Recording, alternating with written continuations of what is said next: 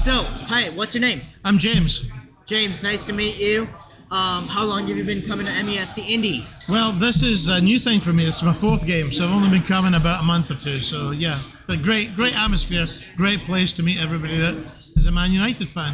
Absolutely, James. So, 2-1 against Luton. We were up 2-0, 7 minutes into the game. Of course, a bit disappointing in the end, but still coming away with 3 points. What did you think of the game?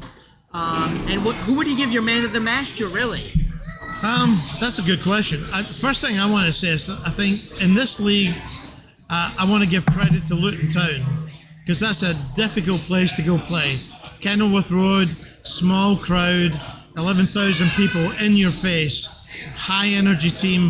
I thought Luton played really well, and I think we underestimate that. There's no such thing as an easy game in this league. So first thing, give credit to Luton Town. Man of the match, man, got to be Højlund, I think. I'm really glad to see Højlund stepping up and starting to hit some goals. He looks confident. I thought the 2 goals he scored, the second goal, I thought that was fantastic. That was really good improvisation. And I think the other thing I liked about Højlund, his hold-up play, I didn't know he had that in him. When the ball was coming forward, his ability to hold up the play and wait for other runners to come to him. So I think Højlund, for me, has to get the man of the match, not only because of the goals, but just because of the way he did that hold-up play. So, yeah, Højlund. Absolutely, and I think you're right. We do have to give credits to Luton where they deserve it, because, 2-0 after 7 minutes, they could have been down 4-5-0 at halftime, Yeah. but they kept themselves in the game, and honestly, at the end of the day, they gave us a really close game. Yeah. And I agree, Højlund scored those amazing goals, and he's playing with a lot of confidence, but here's where my thing comes in is, I think after scoring a couple of goals, our team almost gets selfish. Our wingers get selfish, and they're thinking about scoring more than trying to cut it back for Højlund again. Where do you think we went wrong after scoring those 2 goals? And where do you think we can do better after being up 2-0 in the first 7 minutes? I struggle with that. We need to learn how to control the game. And you got to look to the midfield. I thought there was some terrible decision making by our midfielders, making the wrong pass selection at the wrong time. Bruno, man, I love Bruno. He's a good player, but he had a terrible game today, and his pass choices at critical points in the game were just not good. One of the other guys we're sitting here with, he said Bruno looks tired. And I think that's a fair comment. Bruno looks tired. Maybe it's the burden of having been the man for the last couple of years. And if that's the case, I think we've got to start using Eriksen as your playmaker again. Let's give Eriksen a shot. But that's where I look to. We've got to control the game. And our midfielders were making bad choices. And at times we just got our defence were just kicking the ball forward, whereas I think they've got to put a foot on it, just calm down, slow the game down, take some control. But we got the win. As I said, Luton Town, difficult place to go, and we got the win, so I'll take that. I still think we're in a good position for the European qualification.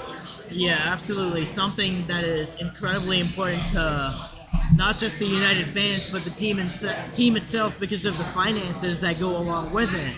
To not go into the Champions League next season is terrible, not just for the team, but Ten Hag, because he doesn't get to spend as much on summer transfers. He just doesn't have as much freedom to do what he wants to do with the team as if he would with Champions League. Spurs lost points this weekend, so I'm happy to get the 3 points. But again, you're raising some good questions, absolutely. 2-0 up after 7 minutes.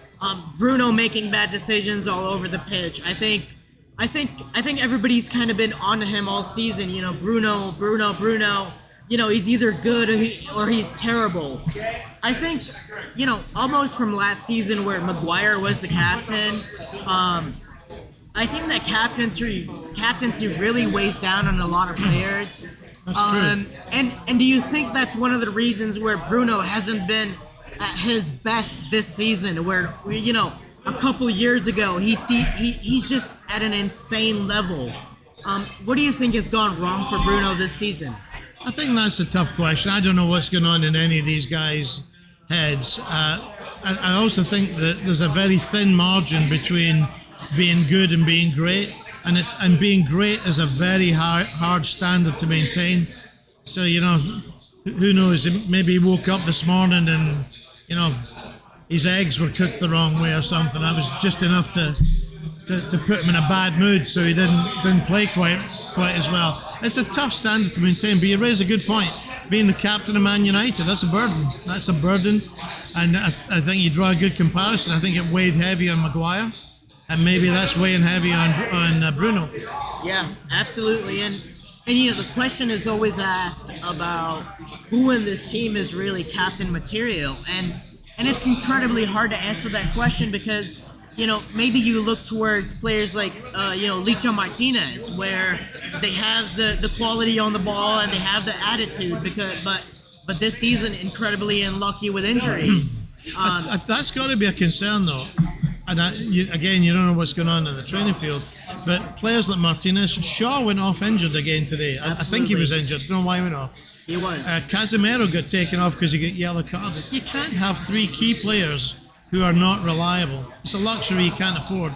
And I'm sure there's other examples, but, you know, three critically important players there that you can't get a full 90 minutes out of for one reason or another. That's a concern, and that's got to be to do with the way. That's a coaching issue in my mind. That's a coaching issue, and I'm a Ten Hag fan. I think we've changed coach too much over the last 10 years, and I think we've got to give Ten Hag time. But there are times where I question him, and that's one of them, when we can't get a full 90 minutes out of these guys.